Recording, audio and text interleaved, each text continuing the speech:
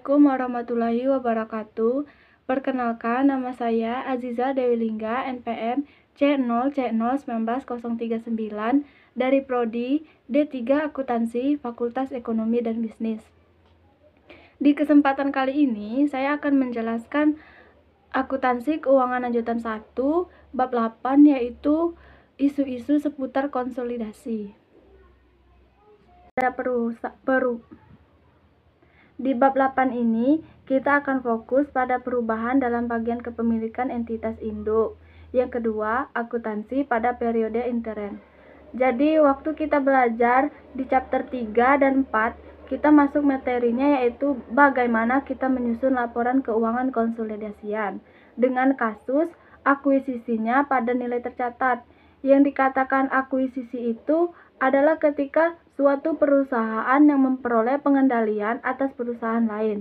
Suatu perusahaan itu mendapatkan pengendalian atas perusahaan lain itu kalau dia mengakuisisi saham perusahaan lain itu di atas 50%.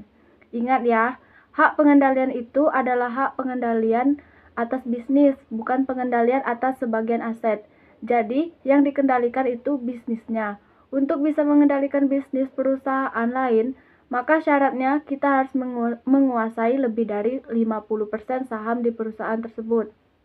Nah, kemudian baru kita bahas, ketika perusahaan itu memperoleh pengendalian atas perusahaan lain, ada dikenal akuisisi bertahap, ada akuisisi sekaligus. Kalau akuisisi bertahap, itu berarti sebelum memperoleh pengendaliannya atas perusahaan lain, perusahaan kita sudah punya investasi di perusahaan tersebut. Kalau di pertemuan bab-bab sebelumnya, diasumsikan selama periode ketika PT Nusantara mengakuisisi PT Andalas. Di bab sebelumnya, diasumsikan persentase kepemilikan saham PT Nusantara terhadap PT Andalas itu tidak berubah. Misalnya, 2 Januari 2015, PT Nusantara mengakuisisi 75% sahamnya PT Andalas. Maka kalau di bab sebelum-sebelumnya, itu diasumsikan kepemilikan 75% ini tetap tidak ada perubahan selama tahun 2015. Padahal kenyataannya sangat mungkin setelah diakuisisi oleh PT Nusantara dengan kepemilikan 75%, kemudian PT Nusantara menambah persentase kepemilikan sahamnya di PT Andalas itu misalnya menjadi 90%. Tapi tidak dibahas di bab sebelumnya, baru dibahas di isu seputar konsolidasi. Itulah namanya perubahan kepemilikan saham PT Induk pada PT Anak, tapi catatannya tidak menghilangkan pengendalian yang dimiliki oleh PT Induk. PT Nusantara waktu 2 Januari 2015 mengakuisisi 75% saham PT Andalas. Kemudian di tahun 2015 dia menambah lagi sebesar 10%. Maka persentase kepemilikan PT Nusantara pada PT Andalas menjadi 85%. Pengendalian tidak hilang, tapi persentase kepemilikannya bertambah. Atau juga bisa berkurang. Misalnya terjadi kesalahan transaksi yang mengakibatkan persentase kepemilikan saham PT Nusantara pada PT Andalas itu berkurang 60%. Jadi turun 15%. Itu juga dibahas dalam materi ini. Yang penting catatannya PT Nusantara tidak kehilangan pengendalian. Nah, jadi apa yang menyebabkan kepemilikan saham yang dimiliki PT Induk atas PT Anak itu? Karena apa? Kalau di buku itu dibagi menjadi dua. Yang pertama, perubahan kepemilikan saham PT Induk atas sahamnya PT Anak itu berubah karena transaksi yang dilakukan oleh induk perusahaan. Yang kedua, perubahan kepemilikan saham yang dimiliki PT Induk ini terjadi bukan transaksi yang dilakukan oleh PT Induk, tapi yang melakukan transaksi ini adalah entitas anak. Misalnya, A sebagai induk perusahaan punya 60% saham di PT B. Berarti ada 40 saham di PT B yang tidak dimiliki oleh PT A sebagai PT Induk. Ternyata 40% itu 30%-nya dimiliki oleh PT C, 10%-nya dimiliki PT D. Anggaplah jumlah saham biasa yang beredar dari PT B itu 1 juta lembar. Berarti kalau PT A punya 60%, ia menguasai 600.000 lembar saham. PT C 300.000 lembar saham, PT D 100.000 lembar saham miliknya di PT B. Nah, kemudian terjadi perubahan kepemilikan saham yang dimiliki PT A atas sahamnya di PT B. Yang pertama itu karena transaksi yang dilakukan oleh entitas induk itu sendiri. Contoh, PT A membeli 10% sahamnya di PT B dari C.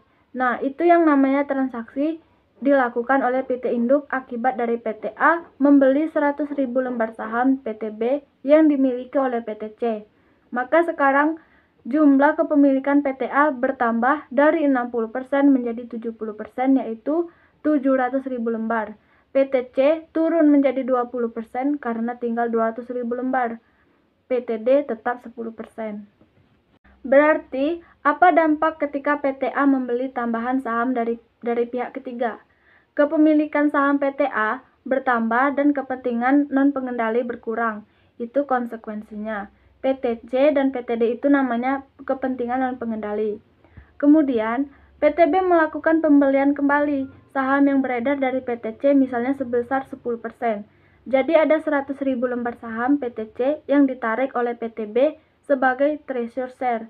Otomatis sebagai 100.000 lembar ini tidak beredar, berarti yang beredar hanya 900.000 lembar.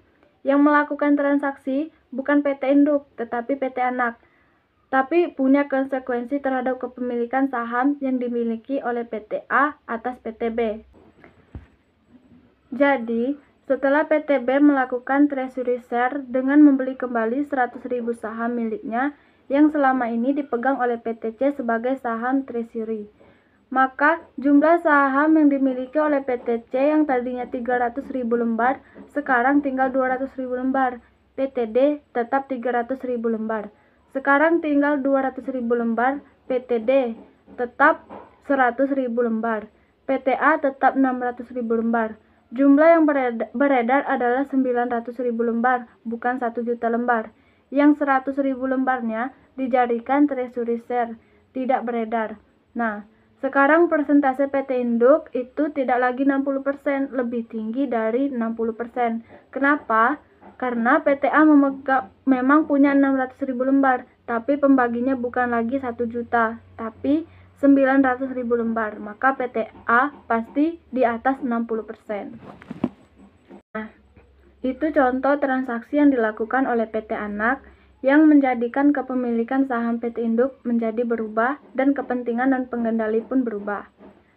Sekarang kita kembali lagi ke buku, yaitu menurut PSAK 65 revisi 2014, perubahan dalam bagian kepemilikan induk pada entitas anak yang tidak mengakibatkan hilangnya pengendalian entitas induk pada entitas anak adalah transaksi ekuitas. Ingat, kalau transaksi ekuitas, maka tidak akan ada pengakuan keuntungan atau kerugian. Maksudnya, kalau terjadi selisih nanti, itu tidak diakui sebagai keuntungan atau kerugian, tapi dia mempengaruhi ekuitasnya pada PT induk. Kemudian, ada transaksi di mana entitas induk menjual sebagian sahamnya kepada pihak ketiga. Ini sama, yang melakukan transaksi adalah entitas induk, tapi mengakibatkan kepemilikannya berkurang. Kemudian, perubahan kepemilikan itu akibat transaksi yang dilakukan oleh entitas anak. Ada banyak contoh yang melibatkan perubahan kepemilikan saham yang dimiliki PT induk terhadap sahamnya PT anak karena transaksi yang dilakukan oleh entitas anak. Baiklah, itu saja yang dapat saya sampaikan. Apabila terjadi banyak kesalahan, saya mohon maaf. Saya akhiri. Wabillahi taufiq walhidayah. Wassalamualaikum warahmatullahi wabarakatuh.